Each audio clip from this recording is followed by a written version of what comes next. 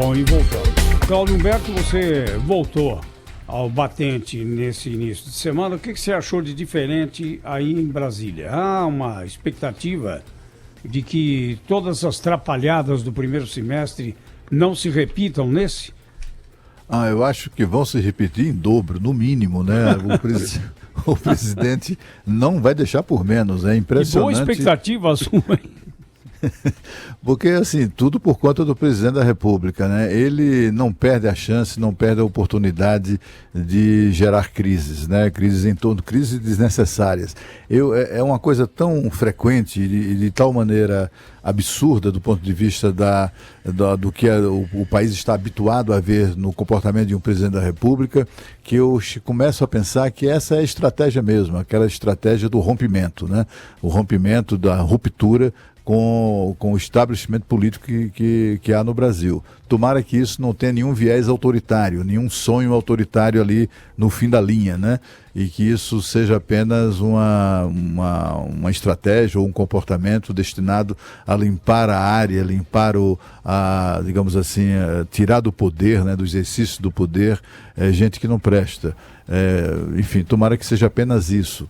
Mas mesmo assim ele terá muitas dificuldades porque o presidente da República, né, tem o limite da lei, né? Ele não foi eleito ditador, ele foi eleito presidente da República e presidente de todos os cidadãos. Eu me lembro, viu, Zé Paulo, quando eu trabalhei no governo, lá no Palácio do Planalto, certa vez o presidente, tem um grupo assim de ministros, o presidente tinha dúvidas sobre um determinado tema, uma decisão que estava para tomar, e aí perguntou a um dos ministros: ministro, eu posso fazer isso? E o ministro olhou para ele, deu uma risadinha assim, bem bajuladora, né, e disse assim: o presidente da República pode tudo. E aí eu meio que escapou assim, sem que eu quisesse na ocasião. Eu disse: epa, tudo não pode não, né? Tem aí a lei, tem a Constituição e tal, aí as pessoas... Mas é assim, quer dizer, o presidente da República é cercado por gente, né? Na maior parte dos casos, se não todos, né? Gente que está sempre estimulando esse tipo de comportamento, ou pelo menos não cumpre o dever até de lealdade de chegar para o presidente: isso vai dar merda, não faz isso não, né? Não toma essa decisão. Bem assim, né? Bem assim.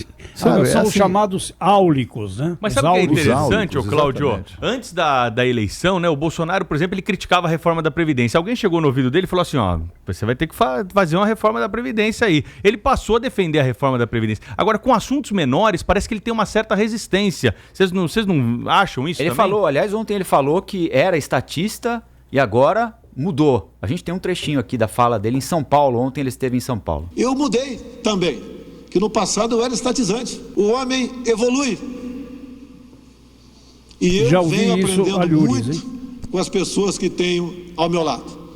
E o Paulo Guedes tem essa visão, junto com os meus ministros. Ele falou isso quando anunciou a intenção de privatizar os Correios. O Gil Diniz, deputado estadual que está aqui na minha frente, o carteiro reaça: vamos privatizar os Correios, carteiro.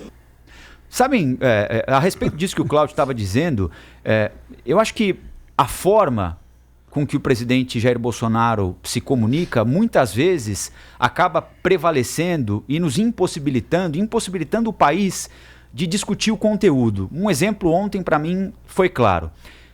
Quando ele questiona a Anvisa.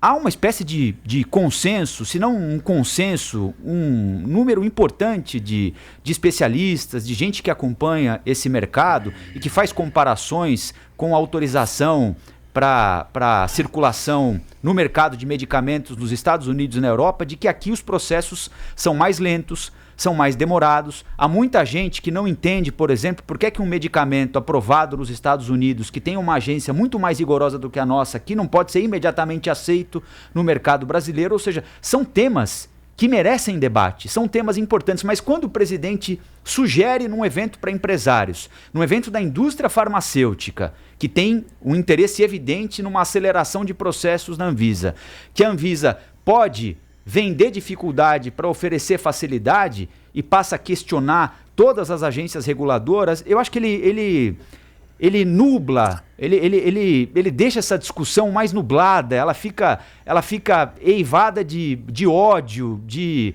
de uma suspeita que não pode ser lançada pelo presidente da República. O presidente da República não pode lançar uma suspeita assim sobre a Anvisa, a não ser que ele tenha uma... Não é, Cláudio? Ainda que ele tenha razão, exatamente, né, Rafael? Ele pode até ter razão. Agora, se ele, deputado, lança uma suspeita dessa, é uma coisa no plenário da Câmara. Agora, o presidente da República, ou ele chega com um argumento convincente, ou espera mais um pouco para mudar os procedimentos. Quer dizer, mas é uma atrás da outra, né? Primeiro foi o INPE, né? Que todo mundo respeita. Agora também a Anvisa. E outra coisa que eu achei importante merece ontem, crítica. claro. Exatamente por esse ponto aí, de demorar muito com os processos. Mas é uma empresa, é uma agência importante. Outra coisa que eu achei importante ontem no que ele disse é a questão da publicação de balancetes em jornais. Isso tem um custo, segundo ele, alto para as empresas. É eficaz ou não é eficaz publicar esse balancete? Tem outra forma de fazer isso de maneira mais econômica? É de lei isso, né? A discussão é boa, mas... A discussão é boa. Agora, aí vem o presidente e diz que está fazendo isso por vingança. Aí acabou a discussão. Aí a discussão passa a ser o que ele acha que a imprensa deve publicar e como ele pode se vingar disso. Aí ele diz, bom, vocês ganham não sei quantos R$1.000 para publicar esses balanços e quanto eu posso ganhar com a minha caneta BIC proibindo vocês de publicar esses balanços. Ou seja, ele estabelece uma relação, e de novo, a gente deixa de discutir o tema para discutir a forma. Não, ele abre caminho, né, para inclusive dar argumentos políticos para que cresça no Congresso Nacional a resistência a essa medida provisória. Ele esquece que a medida provisória não é decreto-lei da ditadura, não é? É uma medida provisória que é pendente de aprovação no Congresso Nacional. Esse tipo de argumentação, né? Quando ele confessa que fez isso mesmo para sacanear, para se vingar da mídia impressa, ele, na verdade, ele está dando argumentos à oposição e àqueles que querem agradar também a mídia impressa a derrubar a medida provisória. Eu não apostaria um tostão furado na aprovação dessa MP, sabe? É uma bobagem, né? Assim, eu acho até que é uma boa discussão, né? Do ponto de vista formal, a obrigação de publicar em jornal, eu acho meio assim, é do tempo que não havia internet. Se olhar aquele calhau no jornal é estranho, né, Cláudio? Quem para ler, né, Cláudio? Não, o cara lá, de uma grande empresa, uma SA, é obrigado a publicar o seu balanço num jornal de grande circulação. O custo disso, segundo o próprio presidente, inclusive, afirmou, vai, em alguns casos, a R$900 mil. É quanto a empresa... Porque é o preço cheio de tabela, né? De tabela, eles pagam um preço cheio, né? E aí são vários cadernos, 30, 40 páginas, etc e tal. Essa lei é uma lei do tempo em que só havia mídia impressa, quer dizer, para se ver o balanço de maneira transparente, porque se trata de empresa de sociedade anônima, né? A transparência estava lá no jornal, né? O jornal dava oportunidade para que todos os acionistas, inclusive os minoritários, pudessem, com aquela publicação, examinar detidamente os detalhes do balanço. Mas com as novas tecnologias, com a internet, eu acho que é bem razoável mesmo a decisão de... A discussão, né? Eu pelo menos abrir essa possibilidade de encontrar outros meios. Né? Se ele já disse que é vingança, aí agora, dizer não que tem é mais vingança conversa, é uma bobagem monumental, né? Pois é, e ele lembrou muito o presidente Lula, né? Ele disse que mudou. O presidente Lula também disse coisa parecida, que era uma metamorfose ambulante. E o esqueçam o que eu escrevi. E o esqueçam o que eu escrevi.